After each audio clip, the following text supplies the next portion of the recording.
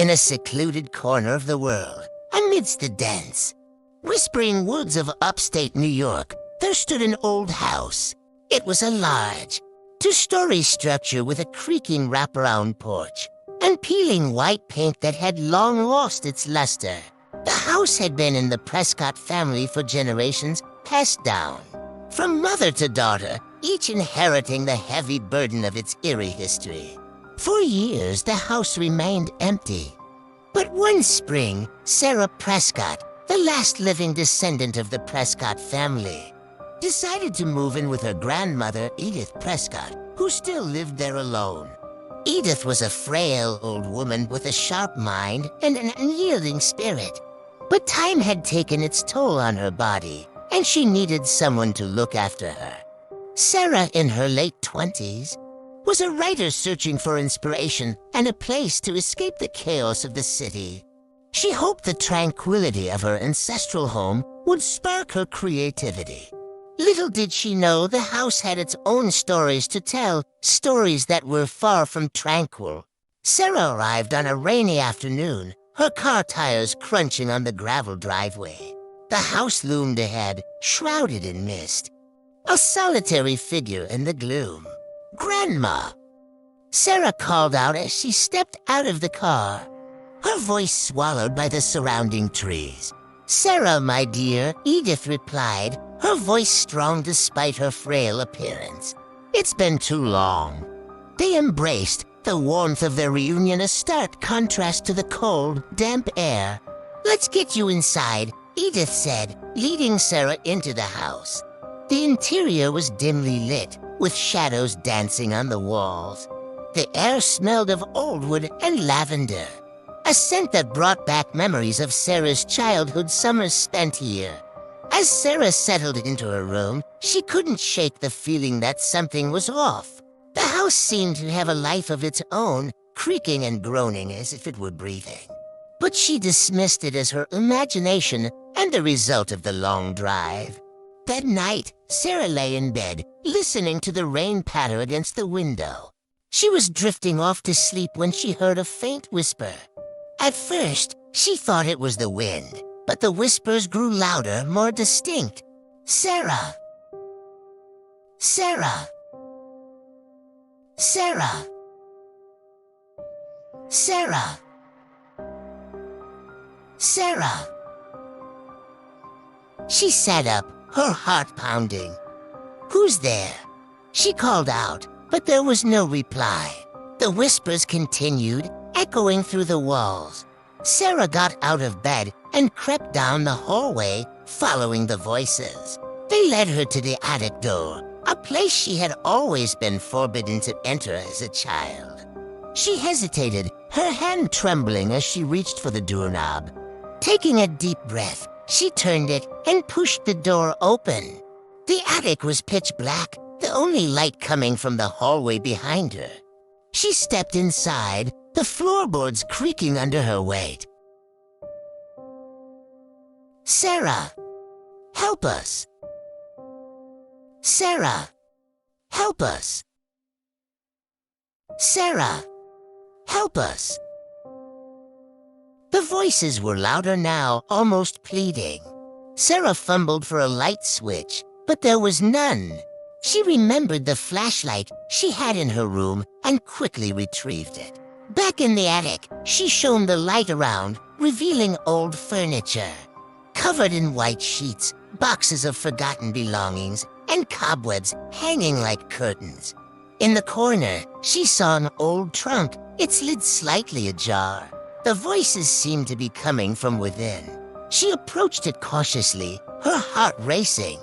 With a trembling hand, she lifted the lid. Inside, she found a collection of old photographs, letters, and a dusty, leather-bound journal. The photographs were of her ancestors, their eyes haunting and hollow. The letters were faded, the ink barely legible. She picked up the journal and opened it, the pages brittle and yellowed with age. As she read, the whispers grew louder, more urgent.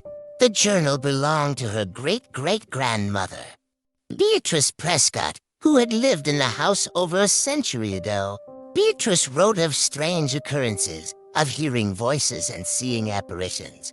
She spoke of a curse that plagued the Prescott family, a curse that began with a tragic event long ago.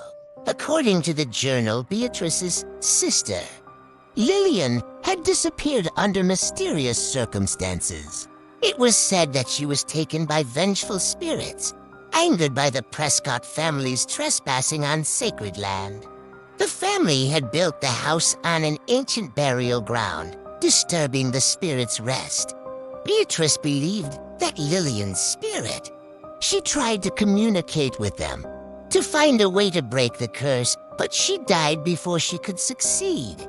Sarah's blood ran cold as she realized the voices she was hearing were those of her ancestors. Pleading for help, she had to find a way to free them, to break the curse that had haunted her family for generations. The next morning, Sarah confronted her grandmother about the journal and the voices. Edith's face grew pale, and she sighed deeply. "I was hoping you wouldn't find out," she said, her voice trembling. "But I suppose it's time you knew the truth." Edith told Sarah about the curse, about the tragic history of their family.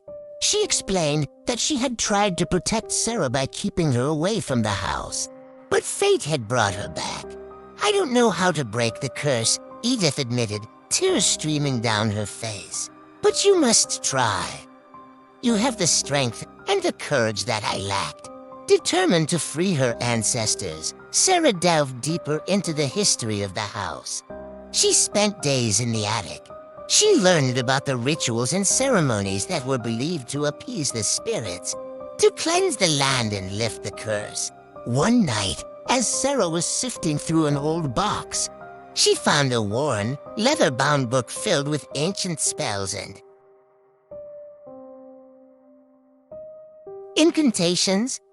It was written in a language she didn't understand, but she felt a strange connection to it, as if it were calling out to her. With the help of a local historian, Sarah deciphered the book. She discovered a ritual that required a blood sacrifice and the recitation of an incantation under the full moon. The sacrifice had to be a descendant of the Prescott family, willingly given. Sarah knew what she had to do. She had to perform the ritual to offer herself as the sacrifice to save her family. It was a daunting decision, but she felt it was her destiny, her duty to end the suffering of her ancestors.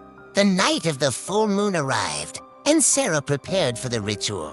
She gathered the necessary items: a ceremonial dagger, candles, and the ancient book, and went to the burial ground behind the house. The air was thick with anticipation, the moon casting an eerie glow on the clearing. Edith tried to stop her, pleading with her to find another way. But Sarah was resolute. She hugged her grandmother tightly, tears streaming down her face. "I have to do this, Grandma," she whispered. "It's the only way to end the curse." As the moon reached its zenith, Sarah began the ritual. She lit the candles and recited the incantation, her voice steady and strong. The air crackled with energy, the spirits awakening from their restless slumber. With a deep breath, she took the ceremonial dagger and made a small cut on her palm, letting her blood drip onto the ground. The earth seemed to tremble beneath her feet, the spirits' voices growing louder, more frantic. "Free us, free us, free us. Free us, free us, free us." Suddenly, a blinding light enveloped the clearing, and Sarah felt a surge of energy coursing through her body. She collapsed to the ground, her vision fading to black. When she awoke, she was back in the house, lying on the couch. Edith was by her side, her eyes filled with concern. "Sarah, are you all right?" she asked, her voice trembling. Sarah nodded, her head throbbing. "Did it work?" Edith smiled, tears of relief streaming down her face. "Yes, my dear. The curse is broken. The spirits are finally at peace." Sarah felt a weight lift off her shoulders, a sense of calm washing over her. She had done it. She had freed her ancestors and ended the curse that had plagued her family for generations. The house, once filled with whispers and shadows, now felt warm and inviting. The oppressive atmosphere had lifted, replaced by a sense of peace and serenity. As the days passed, Sarah continued to write, her creativity blossoming in the newfound tranquility of the house. She felt a deep connection to her ancestors, their presence now a comforting echo rather than a haunting whisper. Years later, it became a bestseller, touching the hearts of readers around the world. And though the house remained a symbol of the past, the strength and resilience of the Prescott family, a place where the echoes of ancestry could finally rest in peace. As for Sarah, she lived out her days in the house, surrounded by the memories of her ancestors and the love of her grandmother.